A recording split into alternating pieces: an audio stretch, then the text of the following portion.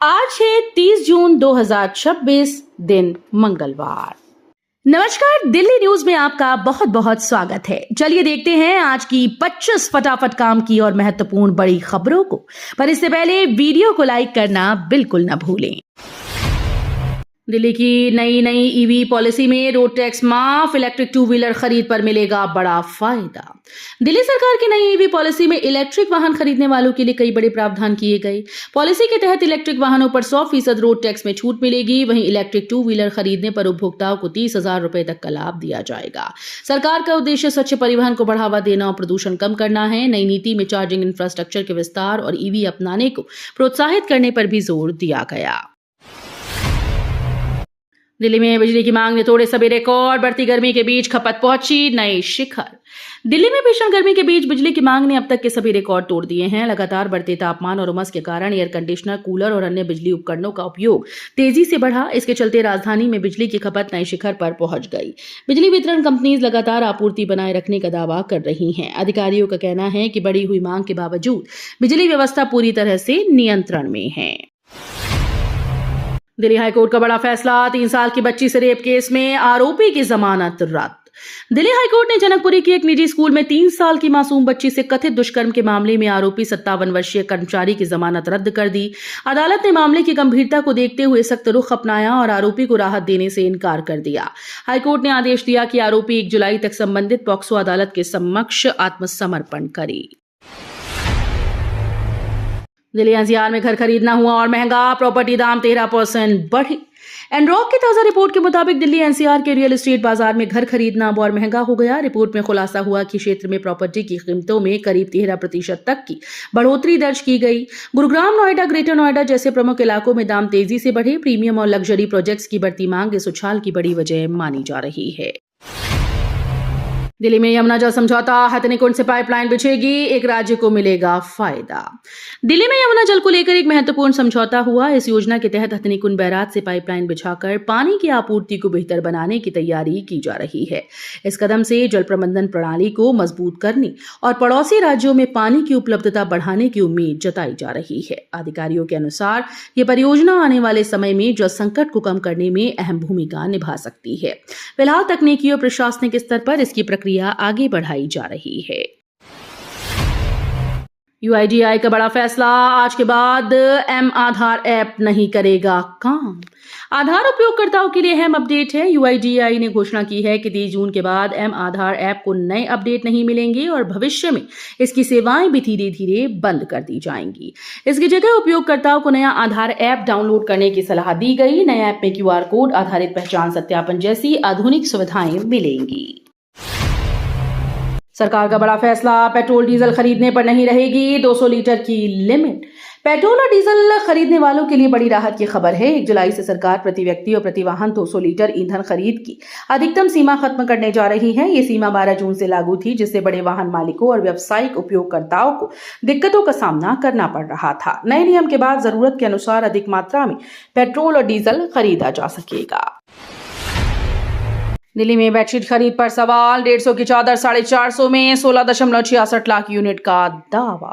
दिल्ली में बेडशीट खरीद को लेकर एक बार फिर से राजनीतिक विवाद गहरा गया। आरोप है कि करीब 150 रुपए बाजार मूल्य वाली चादरों को 450 रुपए प्रति यूनिट की दर से खरीदा गया। दावा यह भी है कि कुल 16,66,000 चादरों की खरीदी की गई, जिससे बड़े पैमाने पर अनियमितताओं के आरोप लगाए जा रहे हैं।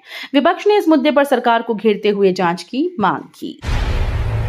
दिल्ली में ट्रैफिक राहत। 34 हॉटस्पॉट्स पर जाम कम। पुश्ता रोड, खजूरी चौक में सुधार। दिल्ली के लोगों के लिए ट्रैफिक व्यवस्था में बड़ी राहत देखने को मिली। उपराज्यपाल की सख्ती के बाद राजधानी के 34 प्रमुख हॉटस्पॉट्स पर ट्रैफिक जाम में कमी दर्ज की गई।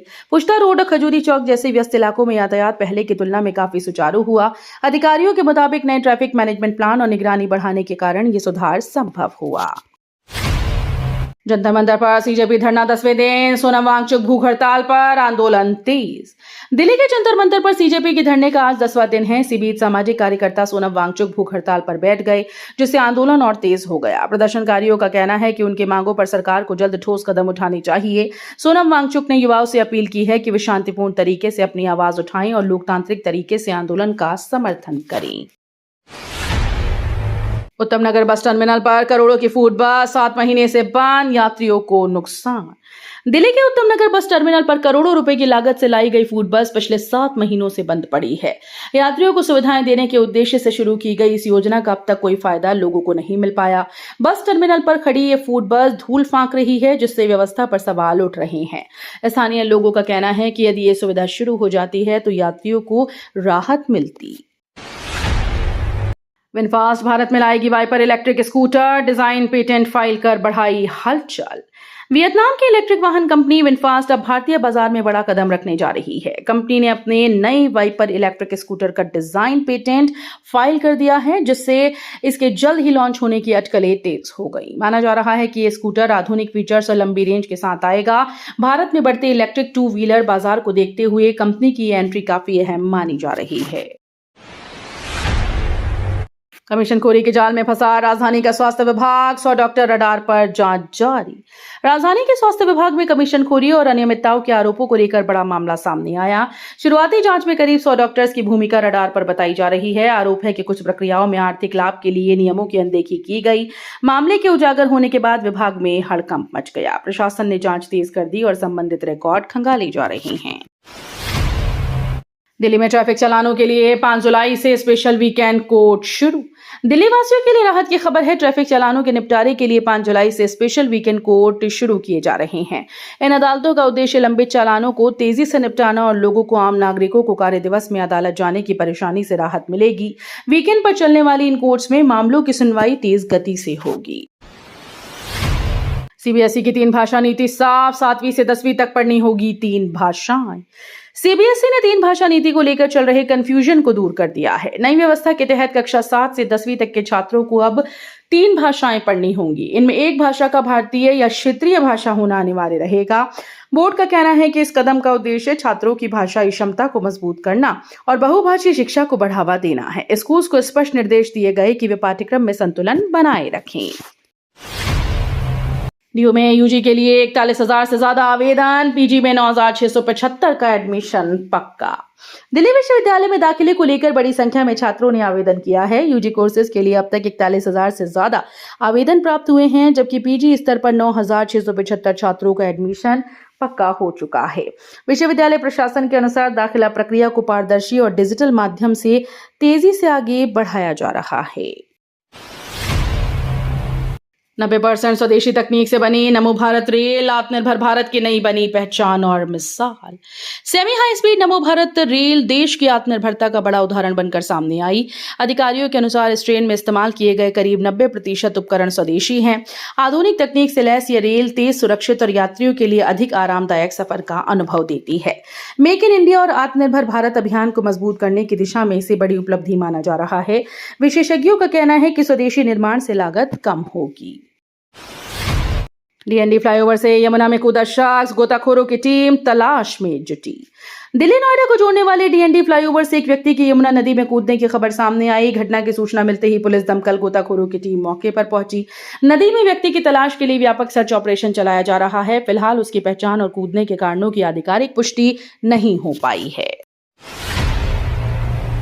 कक्षा 5 के सिलेबस में निंबुड़ा गाना शामिल, सोशल मीडिया पर छिड़ी बहस। कक्षा 5 के सिलेबस में एक लोकप्रिय बॉलीवुड गाना शामिल किए जाने को लेकर चर्चा तेज हो गई। बताया जा रहा है कि ऐश्वर्या राय और सलमान खान की फिल्म का मशहूर निंबुड़ा सॉन्ग अब बच्चों के पाठ्यक्रम का हिस्सा बन गया है। इस फैसले पर सोशल मीडिया 2 हिस्सों में बंट गया। कुछ लोग इसे भारतीय संस्कृति और संगीत से जोड़कर देख रहे हैं, जबकि कई लोग इसे अनुचित बता रहे हैं। शिक्षा विशेषज्ञों का कहना है कि पाठ्यक्रम तैयार करते समय उम्र के अनुसार सामग्री का चयन बेहद जरूरी है। नीट पेपर लीक केस में 10 आरोपियों की न्यायिक हिरासत 11 जुलाई तक बढ़ी।